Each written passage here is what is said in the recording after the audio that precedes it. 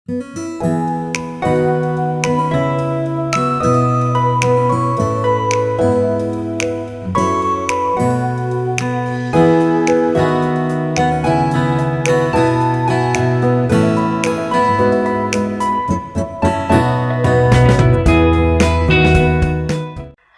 Hello, good morning, नमस्ते सगळ्यांना. जय भीम. मी सीमा. स्वागत आहे आपलं सगळ्यांचं किचन सवंगडी आणि मी या चॅनलमध्ये. तर आज भरपूर सारे कपडे धुतलेले आहेत आणि हा जो व्लॉग आहे, हा व्लॉग जवळपास ना आठवड्याभरापूर्वीचा आहे. म्हणजे 4 ते 5 दिवसापूर्वीचा असेल, आठवड्याभरापूर्वीचा नाही. तर माझे मिस्टर गावावरून आले होते आणि 2 ते 3 दिवसानंतर चा हा व्लॉग मी तुमच्याशी शेअर करते.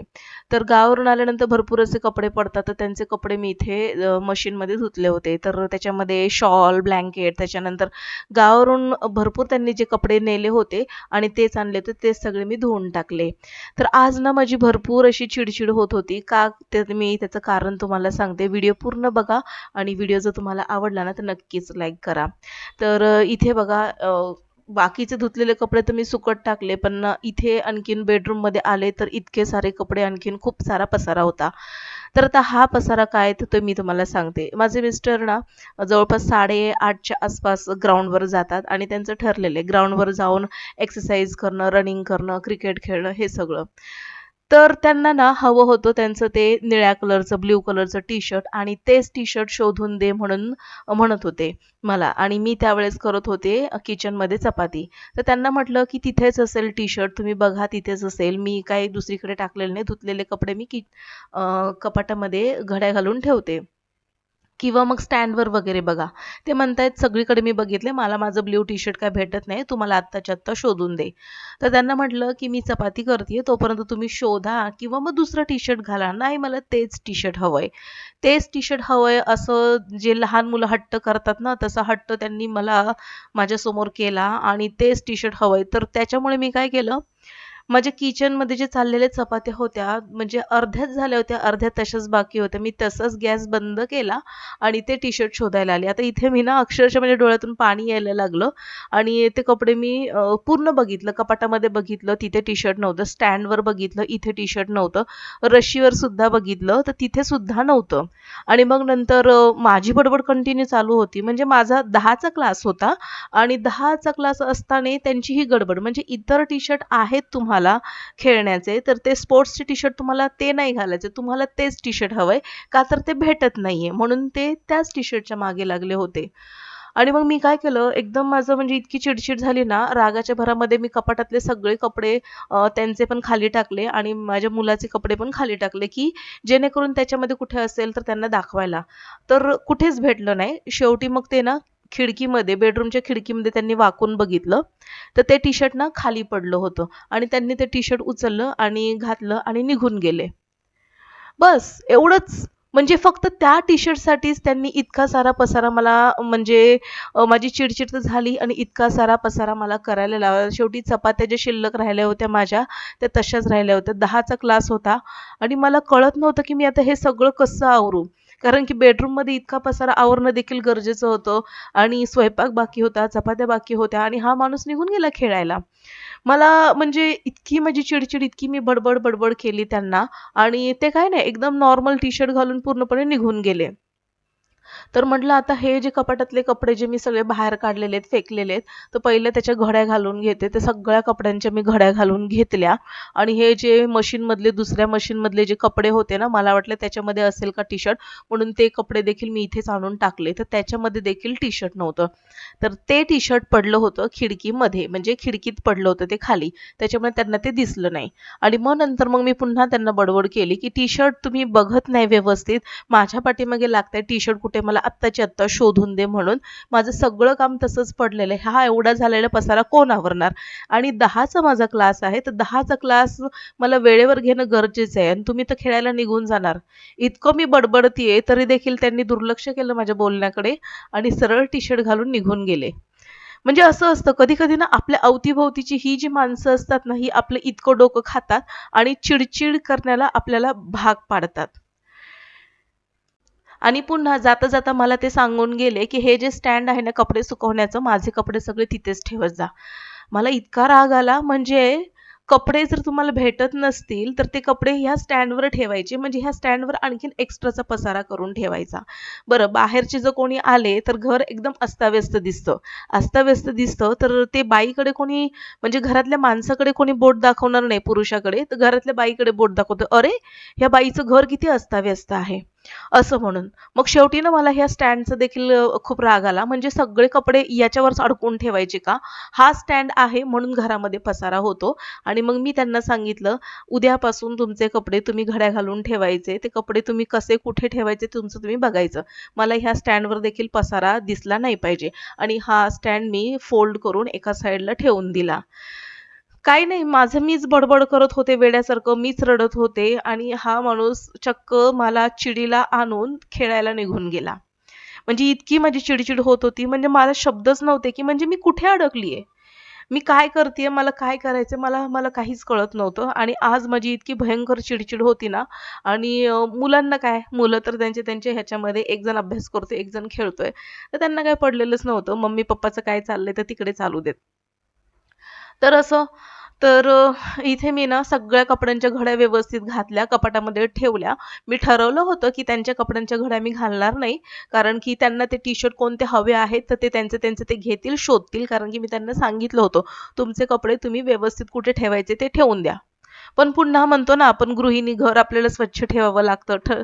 स्वच्छ ठेवायचं आपण ठरवत असतो. त्याच्यामुळे मी काय केलं, सगळे कपडे पुन्हा त्यांच्या घड्या घालून व्यवस्थित त्यांच्या कप्प्यामध्ये ठेवल्या. सगळं कपाट व्यवस्थित ऑर्गनाइज केलं आणि इथे जो कोपऱ्यामध्ये हे स्टँडवर जे कपडे होते त्याच्या देखील घड्या घातल्या आणि ह्या कोपऱ्यामध्ये पिशवी होती त्याच्यामध्ये देखील कपडे, तर ते देखील व्यवस्थित मी बंद करून गाठ मारून एका साईडला ठेवले.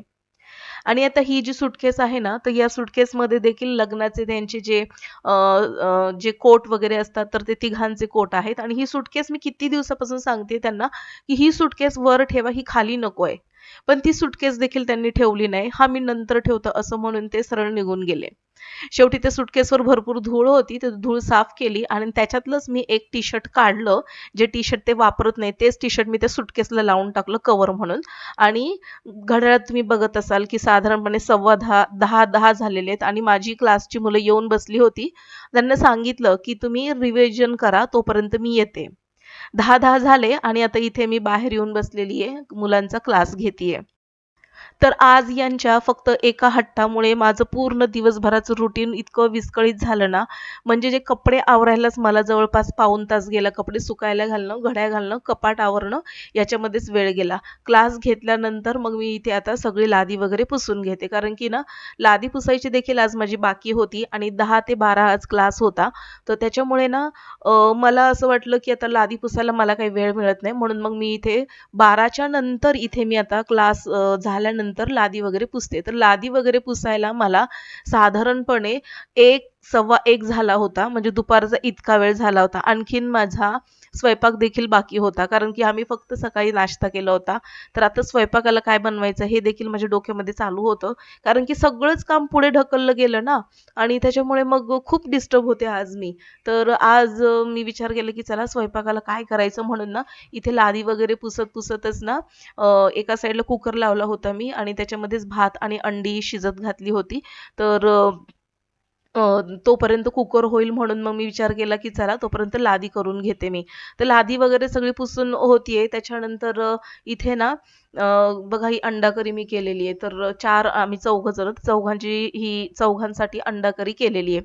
आता पुन्हा मला प्रश्न पडला की अंडा करी बघितल्यानंतर पुन्हा म्हणतील की काय अंडा करी कशाला वगैरे केली म्हणून. पण आज मी त्यांचं काहीच ऐकणार नव्हते. कारण की आज त्यांनी माझा खूप दिवस खराब करून टाकला होता. मूड माझा पूर्णपणे स्पॉईल केला होता त्यांनी आणि वेळ गेला तो वेगळाच आणि चिडचिड झाली माझी भयंकर ती वेगळीच. तर त्याच्यामुळे म्हटलं की ज्याला खायचं असेल ते खाईल, नाही तर ज्याला नसेल खायचं ते उपाशी राहतील. माझं मी काम करून ठेवलेलं आहे. स्वयंपाक वगैरे झाल्यानंतर आम्ही सगळ्यांनी नाही स्वयंपाक वगैरे झाल्यानंतर ह्यांना म्हटलं की आपण आधी जेवून घेऊया. तर नाही चल बाहेर जायचंय, बाहेर जायचंय, बाहेर जायचं. तर मी म्हटलं की नको आधी आपण जेवण करून घेऊया आणि मग बाहेर जाऊया. नाही बोलले 10 मिनिटाचं काम आहे, चल आपण बाहेर जाऊन येऊया. तर म्हटलं ठीक आहे जाऊया आपण. आता बाहेर कशासाठी गेलो होतो ते देखील मी तुम्हाला नंतर सांगते. तर बाहेर गेलो, बाहेर गेल्यानंतर बाहेर 10 मिनिटाचं काम होतं म्हणत तिथे जवळपास आमचा अर्धा ते पाऊण तास पुन्हा गेला. जायला थोडा वेळ, यायला थोडा वेळ आणि त्या दुकानामध्ये जे गेलो तिथे आणखीन थोडा वेळ. आणि त्याच्यानंतर आल्यानंतर मग मी हे सगळं जेवण झाल्यानंतर हे सगळं मी आता आवरतीये. किचनचा ओटा आणि हे सगळे भांड्याचा ढिगारा पडला होता, तर तो सगळा आवरत बसली आता मी. तर जाताना मी मुलांना सांगितलं होतं, की स्वयंपाक सगळा करून ठेवलाय तुमचं तुम्ही जेवून घ्या म्हणून. पण मुलं पण अशी आहेत ना, की मी आल्यानंतर मुलांनी मला जेवायला वगैरे मागितलं आणि त्याच्यानंतर आम्ही जेवत बसलो. तर आज आम्हाला जेवायला खरं सांगते जवळपास 2 ते अडीच ते पावणे 3 झाले असतील. तेव्हा त्यावेळेस आम्ही जेवलो आणि तिथून पुढे माझं हे आता सगळं काम चाललेलं आहे. तर किचनचा ओटा ना भरपूर असं त्याच्यावरती पीठ आणि मसाला वगैरे पडला होता. तर म्हटलं की आता हा किचनचा ओटा नुसताच जर पुसून घेतला तर ते काही बरोबर दिसणार नाही. म्हणून म्हटलं आता उशीर तर झालाच आहे आणि घर तर आपल्याला व्यवस्थित ठेवायचंच आहे. म्हणून मग मी ना पूर्ण गॅस आणि किचनचा ओटा आणि ही भिंत सगळीच व्यवस्थित असे ना लिक्विड डिशवॉश जे आहे तर त्याने व्यवस्थित धुवून घेतलं आणि आता इथे भांड्यांचा ढिगारा पडलेला आहे जेवण झाल्यानंतर तर तो आता पहिला स्वच्छ करून घेते. तरी नंतर घासून घेतली आणि जे काही थोडंफार शिल्लक होतं ना भात आणि आमटी वगैरे तर ते मी एका साईडला काढून घेतलं आणि सगळीच रिकामी भांडी करून ती सगळीच भांडी मी घासून घेतलेली आहेत. असा होता आजचा माझा दिवस आणि इतका माझा मूड ऑफ झाला होता ना, चिडचिडपणा झाला होता, वेळ तर गेलाच होता आणि जेवणाचे तर 3:13च वाजले होते आजचे फक्त आणि फक्त यांच्या हट्टामुळे. आज भरपूर त्यांना बडबड देखील केली मी आणि त्यांना माहिती आहे त्यांची चूक झाली त्याच्यामुळे ते काही मला बोलले नाहीत. त्यांनी फक्त ऐकून घेतलं आणि ऐकून तर घेतलं, पण मग पुन्हा जाताना हसत-हसत गेले. आता माहिती नाही का हसत गेले होते ते आणि जे कामासाठी ते मला बाहेर घेऊन गेले होते, तर ते मला एका ज्वेलरी शॉपमध्ये घेऊन गेले होते. तर मला आणखीन एक दुसरा धक्का बसला म्हणजे काय आहे म्हणजे आज चाललंय काय? आज माझा मूड पण खराब झाला होता आणि माझा मूड देखील नंतर त्यांनीच ठीक केला. तर ज्वेलर्सच्या दुकानामध्ये गेले आणि मला ही पैंजण घेऊन दिली. तर ही पैंजण मला हवी होती. पण ही पैंजण मी ना साधारणपणे माझ्या भाचीचं जेव्हा लग्न झालं होतं, तर तेव्हा मी म्हणाले होते, की मला पैंजण घ्यायच्यात म्हणून. तर बोलले होते, "घेऊ, नंतर घेऊ." तर नंतर घेऊ, तर ते त्याचा मुहूर्त आज लागला आणि आज का लागला? तर आज माझी चिडचिड झाली होती. म्हणून मग त्यांनी हे सगळं मला घेऊन दिलेलं आहे. तर पैंजण घेऊन दिली आणि मला एक ही अंगठी आवडली होती चांदीची मस्त स्टोनची आहे. तर ती एक अंगठी मी घेतली. तर असा होता आजचा माझा दिवस. पूर्णपणे चिडचिड झाली दिवसभर आणि दिवसाचा शेवट हा असा एक छानशा गिफ्टने झाला. तर आजचा व्लॉग आवडल्यास नक्कीच लाईक करा आणि चॅनलवर जर माझ्या पहिल्यांदाच आले असाल तर नक्कीच सबस्क्राईब करून बेल आयकॉन प्रेस करा. तर भेटू पुन्हा तोपर्यंत बाय.